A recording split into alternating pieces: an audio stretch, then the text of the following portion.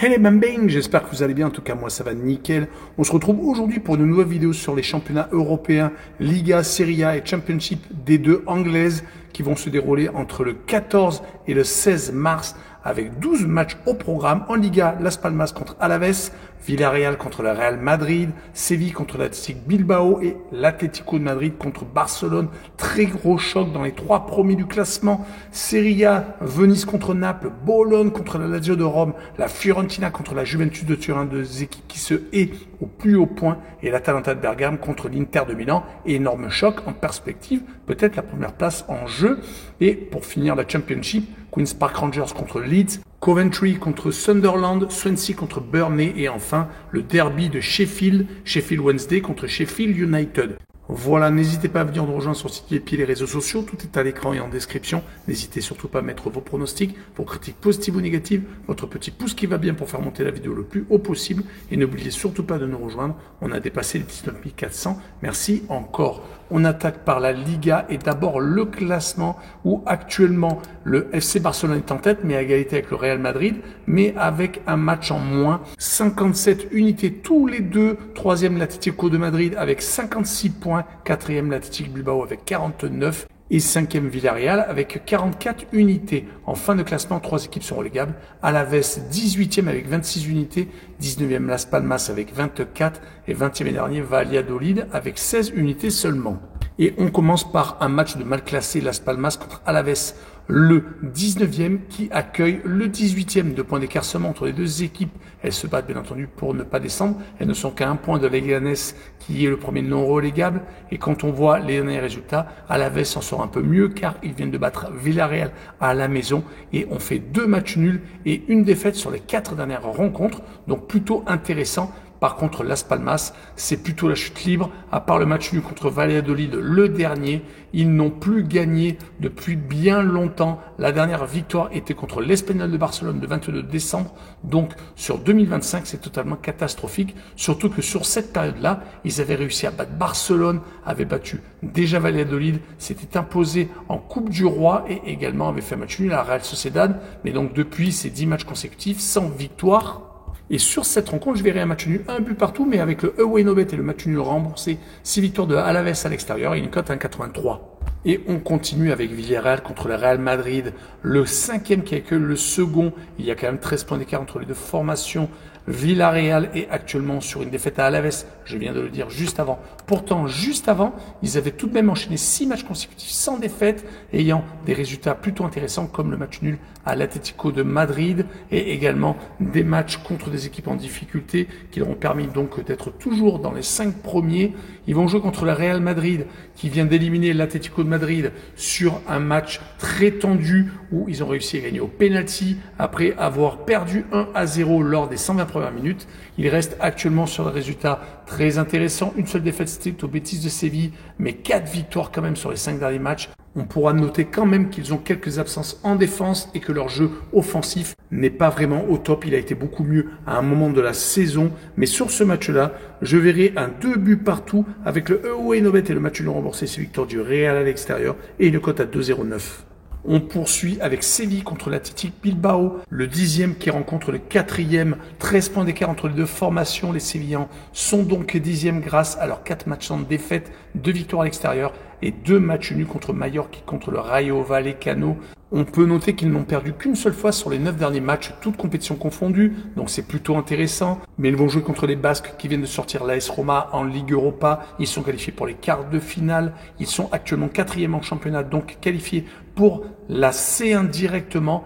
Ils viennent d'enchaîner des résultats plus ou moins contrastés, car avec cette victoire contre le club italien, il mettait fin à 3 matchs consécutifs sans victoire, 2 défaites à l'extérieur chez le club italien et à l'Atlético de Madrid, et ce match nul à la maison contre Mallorca qui leur a fait perdre 2 points d'avance sur Villarreal qui est 5e. Sur cette rencontre, je verrai bien un but partout entre les deux formations avec le away no bet et le match nul remboursé. 6 victoires de Bilbao avec une cote à 1,88. Et on finira par le très grand classique Atlético de Madrid contre le FC Barcelone. Le 3e contre le premier, un petit point d'écart entre les deux équipes, même si le FC Barcelone a un match en moins.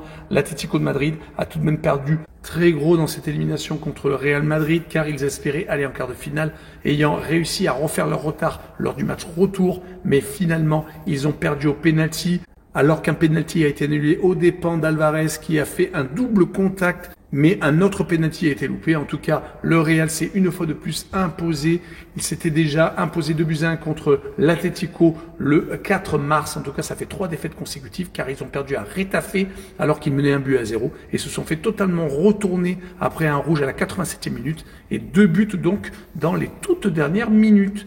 En tout cas, sur les 5 derniers matchs, toutes compétitions confondues, l'Atlético n'a gagné qu'une seule fois. Rappelons aussi, il y a beaucoup de choses à rappeler bien entendu, c'est qu'ils ont fait 4 buts partout en Coupe du Roi en demi-finale aller à Barcelone. Ils vont donc rejouer les Catalans qui viennent de se qualifier assez facilement contre Benfica, gagnant 3-1 au match retour après avoir gagné 1-0 au Portugal. Ils sont actuellement sur une très grosse série d'invincibilité. Il faut remonter à une réception de l'Atlético de Madrid justement le 21 décembre. C'était il y a 18 rencontres, donc 17 matchs consécutifs sans défaite.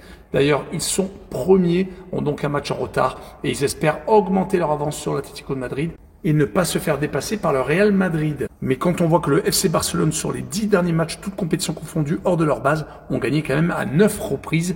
Je les vois donc gagner à l'Atlético de Madrid qui a peut-être pris un coup sur la tête avec cette élimination contre le Real. Une victoire 2-1 avec le droit de no bet et le pari remboursé 6 matchs nuls et une cote à 1,61. On enchaîne avec la Serie A et on jette un coup d'œil au classement où l'Inter de Milan est premier avec 61 points, 1 point d'avance sur Naples qui est second et 3 sur l'Atalanta qui est troisième, quatrième la Juve avec 52 points et cinquième la Lazio avec 51 unités. En fin de classement, 3 équipes sont relégables. 18e Empoli avec 22 points, 19e Venise avec 19 et 20e et dernier Monza avec 14 unités. Et on commence avec un choc des extrêmes. Venise contre Naples, le 19e contre le second. Il y a 41 points d'écart, c'est énorme. Venise, malheureusement, enchaîne les matchs sans victoire. Il faut remonter à une réception de Cagliari le 22 décembre pour trouver trace d'un succès. Donc en 2025, ils n'ont pas encore gagné. Ils sont actuellement sur 11 matchs consécutifs sans victoire. Mais ils font quand même beaucoup de matchs nuls car sur les 3 dernières rencontres, ils ont accroché la Lazio et l'Atalanta et ont fait même match nul à Com.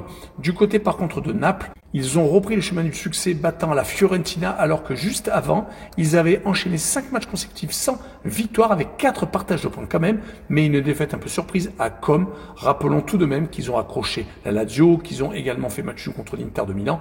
Donc cela reste tout de même une équipe qui va peut-être jouer le titre jusqu'au bout car ils n'ont qu'un point de retard sur l'Inter. Sur ce match-là, je vois Naples s'imposer mais que 1-0 avec la combinaison double chance N2 et moins de 2,5 buts sur le match avec une cote à 2. Et on passe à un très beau choc entre Bologne et la Lazio de Rome. Le 6e qui accueille le 5e, un petit point d'écart seulement entre les deux formations. Bologne est en train de remonter au classement car actuellement c'est plutôt très solide avec 3 matchs consécutifs gagnés contre l'AC Milan, Cagliari et le Hellas Vérone, à chaque fois sur le score de 2-1.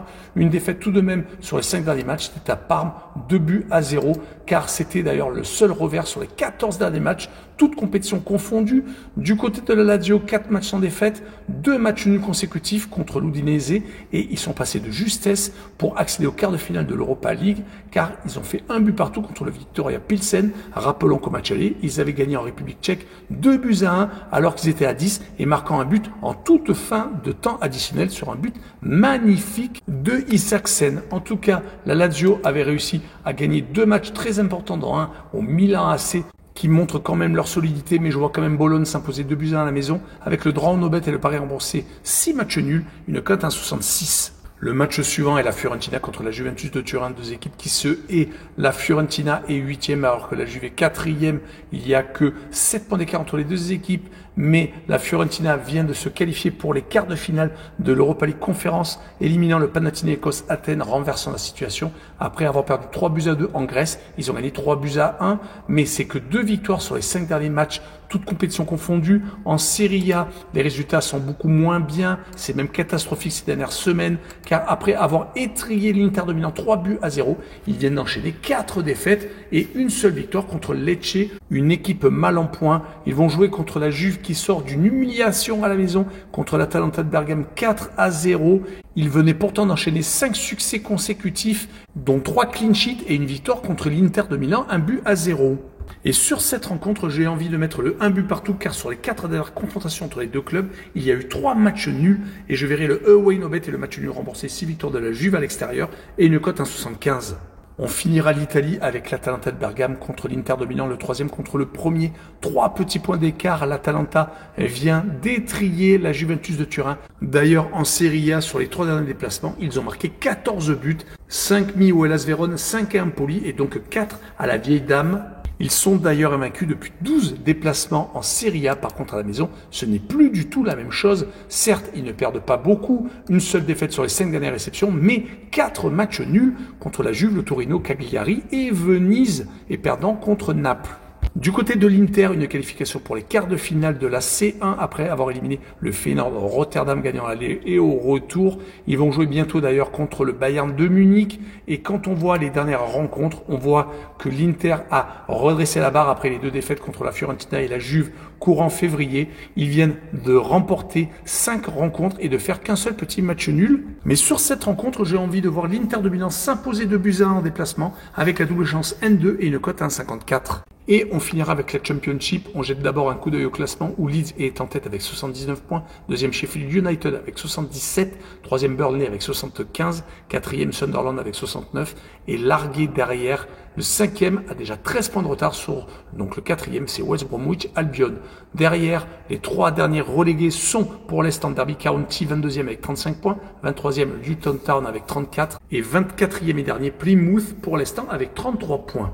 On commence avec Queen's Park Rangers contre Leeds United, le 14e contre le 1er. Il y a 35 points d'écart entre les deux formations. Leeds a repris le chemin du succès contre Millwall après avoir fait 2 matchs consécutifs sans victoire. Un match nul à la maison contre West Bromwich où ils n'avaient pas l'habitude de se faire accrocher et une défaite surtout à Portsmouth. Ils veulent garder leurs 2 points d'avance sur le second. Ils vont jouer surtout contre une équipe de Queen's Park Rangers qui reste sur 4 défaites consécutives mais qui à la maison perd très rarement. Ils ont certes perdu contre Sheffield United lors de la dernière réception, gagnant 7 de leurs 9 derniers matchs à la maison. Sur cette rencontre, je verrai bien le match nul, 1 but partout, mais je verrai également la combinaison double chance N2 et moins de 3,5 buts sur le match avec une cote à 1,50. On enchaîne avec Coventry contre Sunderland, le 6e contre le 4e, mais il y a quand même 13 points d'écart entre les deux équipes. Coventry vient de perdre à l'extérieur à Derby County. Pourtant, juste avant, ils avaient enchaîné 5 succès consécutifs, ce qui leur a permis de récupérer la 6e place pour l'instant qualificative pour les playoffs. Mais ils vont jouer contre une équipe de Sunderland qui fait partie du top 4, qui est quand même avec pas mal d'avance sur le 5e et le 6e, qui reste sur 3 matchs sans défaite, 2 victoires contre Sheffield Wednesday et Cardiff, et un match nul contre Preston, qui est à l'extérieur plutôt à l'aise, 3 victoires sur les 4 derniers déplacements. Donc sur cette rencontre, je verrai une victoire de Sunderland 2-1 avec le droit au no-bet et le pari remboursé 6 matchs nuls, et une cote à 1,92. On passe à Swansea City contre Burnley, le 16e contre le 3e. Il y a 31 points d'écart entre les deux formations. Burnley est l'équipe qui fait le plus de clean sheet peut-être en Europe dans les 5 grands championnats européens et dans les divisions 1 et 2 confondues. Ils sont sur 2 buts encaissés sur les 15 dernières rencontres de championnat. C'est plutôt hallucinant. Ils ont peut-être fait match nul lors du dernier match à la maison contre West Bromwich Albion, mais c'est une équipe vraiment très très solide. Ils vont jouer contre une équipe galloise qui actuellement est plutôt intéressante. 2 victoires, 1 nul et 2 défaites. C'est certes moyen, mais quand même c'est une équipe qui espère se rapprocher le plus possible du maintien direct. Ils sont avec 9 points sur le 22e. Bien parti sur ce match-là. Je verrai Burnley s'imposer 1-0 en déplacement avec les deux équipes qui ne marquent pas. Tout à fait logique avec une cote 1,68. Et on finira par le derby de Sheffield avec Sheffield Wednesday contre Sheffield United, le 11e contre le second. Il y a quand même 26 points d'écart entre les deux formations. Sheffield Wednesday reste sur 2 victoires quand même à l'extérieur, à Plymouth et à Norwich. 2 formations de deuxième partie de tableau. Ils avaient enchaîné juste avant une très mauvaise série de 3 défaites consécutives, les empêchant d'espérer pour l'instant être dans les playoffs. Ils n'ont que 5 points de retard tout de même sur le 6e Coventry, mais ils vont jouer contre une équipe de Sheffield United qui espère monter directement en Première Ligue. Comme ils font partie des équipes qui sont redescendues la saison dernière, ils espèrent faire l'ascenseur. Actuellement, c'est 3 victoires, 1 nul et 1 défaite sur les 5 dernières rencontres, mais la défaite était contre Leeds United. Sur cette rencontre, je verrai Sheffield United s'imposer 2-1 en déplacement avec le droit au no-bet et le pari remboursé 6 matchs nuls et une cote à 2,02. Voilà, on en a fini avec cette vidéo. N'hésitez pas à venir nous rejoindre. Ciao les bambins!